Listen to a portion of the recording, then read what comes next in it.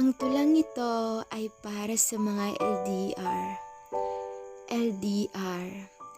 Ito ay isang relasyon na ang layo ng pagitan, pero totoo naman ang pagmamahalan.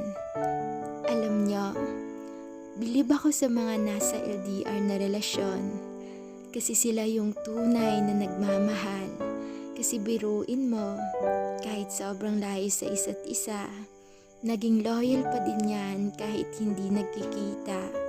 Yung kahit ang daming nega na naririnig nila na kapag LDR daw, hindi na mag-work, pero still, nandyan pa din kayo. Patuloy na pinaglalaban ang relasyon nyo. Kaya sa mga LDR dyan, sobrang nakakabilib kayo. Kasi nakakaya nyong tiisin na di makasama yung partner nyo. Nakakaya nyo.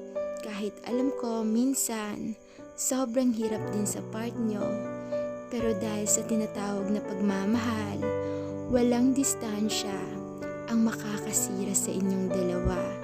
At di distansya ang dahilan para matapos ang meron kayo. Kaya sa mga LDR dyan, huwag niyong pansinin ang sasabihin ng iba ha. Kasi ang mahalaga, totoo ang pagmamahalan nyo kahit na malayo kayo. Kaya sa mga LDR dyan, bilib na bilib ako sa inyo. Magpakatatag pa kayo ha.